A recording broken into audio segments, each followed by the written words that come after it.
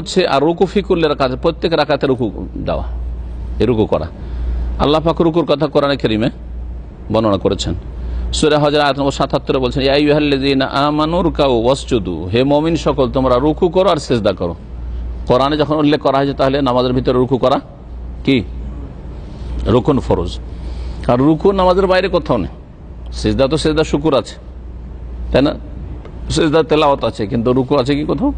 নামাজ ছাড়া কোথাও রুকু নেই।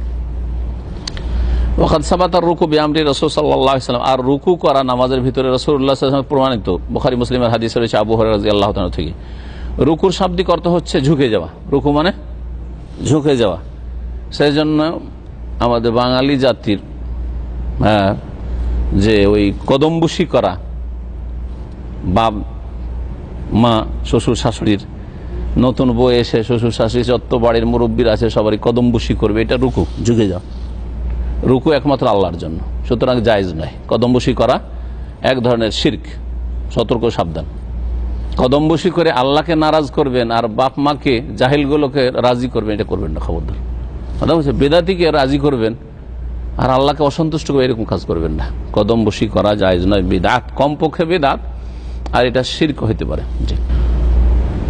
রুকু আল মুজজি মিনাল কায়েম, দাঁড়ানো ব্যক্তির যথেষ্ট রুকু, মানে যে রুকুটা যতটা ঝুঁকলে যথেষ্ট, ইয়ানহানি হাত্তা তাবলুগা কাফাহু রুকবাতাইহি, এতটা ঝুঁকতে হবে যাতে দুই হাতের তলা এই হাঁটু পর্যন্ত পৌঁছে। এতটা ঝুঁকতে হবে যে হাঁটুতে আপনার হাত পৌঁছে, হাঁটুতে হাত পৌঁছল না, তাহলে রুকু হলো না। এরকম করে আছে, হবে হবে না। এদাখানা ওয়াসাতুল খিলকা, যদি মধ্যম শ্রেণীর মানুষ হয়, সাধারণ মানুষ, নর্মাল মানুষ যেমন সৃষ্টি হয়, যেমন আপনি লম্বা তেমন হাতও আপনার লম্বা, এটা হচ্ছে নর্মাল মানুষ। আর এর ব্যতিক্রম কিছু মানুষ আছে না, অ্যাবনর্মাল, যে জানে তো লম্বা হাত ছোট, হ্যাঁ, আর জান ছোট হাত লম্বা, হইতে পারে কিনা, তাদের ব্যাপারটা আলাদা। হতে পারে যে হাত পৌঁছিছে না, হাতই বেশি লম্বা হইতে পারে।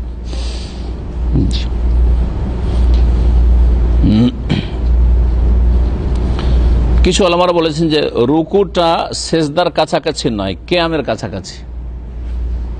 একবারে মাটিতে পৌঁছে যাওয়া হচ্ছে সেজদা, আর সোজা দাঁড়িয়ে যাওয়া হচ্ছে কিয়াম, আর মাঝামাঝি হচ্ছে রুকু।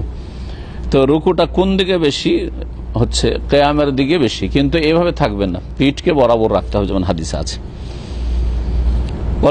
রুকু ফি হাক্কিল জালিস, বসে বসে যদি কেউ নামাজ পড়ে, দাঁড়ানো ব্যক্তির তো এই বলা হইল, দাঁড়ানো ব্যক্তির ক্ষেত্রে পিঠটা বরাবর যথাসাধ্য রাখবে। বসে থাকা ব্যক্তি বসে নামাজ পড়েছে, তো কতটা ঝুঁকতে হবে? বলছে মুকাবিলাতু ওয়াজহি মা ওয়ারা রুকবাতাইহি মিনাল আরদি, মুকাবিলাতু ওয়াজহি, তার মুখটা সামনে হবে কিসের? মা ওয়ারা রুকবাতাইহি।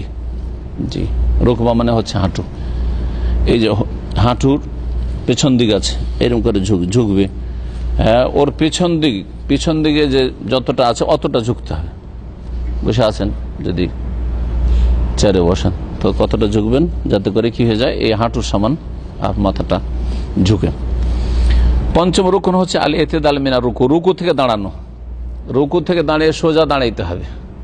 যারা ওই ঠিকা সারা নামাজ পড়ে তারা রুকু থেকে একটু এরকম হয়ে তারপর আবার সেজদায় চলে যায়, এভাবে নামাজ হয় না। এইটা একটা রুকুন। সোজা কি করতে হবে? রুকু থেকে উঠে দাঁড়াইতে হবে। ওয়াকিফান কাহালিহি কাবলাহু, যেমন রুকুর আগে সোজা দাঁড়িয়েছিলেন এরকম, ঝুঁকে থাকলে হবে না। কারণ আবু মাসউদ বদরি রাদিয়াল্লাহু তাআলা থেকে হাদিস রয়েছে, নবী সাল্লাল্লাহু আলাইহি ওয়াসাল্লাম বলেছেন, লা তুজি সালাতুন, ওই নামাজ যথেষ্ট হবে না, লা ইয়াকিমু ফিহা রাজুলু সুলবাহু ফির রুকু ওয়াস সুজুদ, রুকু সিজদাতে যদি মানুষ নিজের পিঠকে সোজা না উঠায়, রুকুতে উঠলেন, একটু উঠলেন, উঠার পরে আবার ধাই করে সিজদা, সিজদা থেকে সামান্য একটু উঠলেন, সোজা বসলেন না, সোজা বসতে হবে, সোজা বসতে হবে একবার এইরকম, যেমন বসে থাকে মানুষ, যেমন আত্মাহাতে বসেন ওরকম বসতে হবে। একটু উঠলেন আর তারপরে সিজদার উপরে সিজদা ঠেকে দিলেন, এইরকম নামাজ হবে না। সাধারণত ভারত, বাংলাদেশ, পাকিস্তানে যে হানাফি মসজিদে তারাবি হয়, এই নামাজ হয় না, এই নামাজ হয় না। কতগুলি যে ফরজ ছুটে যায় এরকম আল্লাহ জানে, পিঠ সোজা করে না। রাহুল খামসা, হাদিস 5টি, মুসনাদ আহমদ, আবু দাউদ, নাসাই, তিরমিজি, ইবনে মাজাতে আছে। আবু হুরায়রা রাদিয়াল্লাহু তাআলা বর্ণিত হাদিস, সুম্মা ইরফা হাত্তা তা'তাদিল কায়মান, অতঃপর তুমি রুকু থেকে মাথা উঠিয়ে সোজা দাঁড়াও। বুখারী মুসলিম হাদিস রয়েছে, সোজা দাঁড়াইতে হবে। এইরকম সিজদা থেকে মাথা উঠিয়ে সোজা বসতে হবে।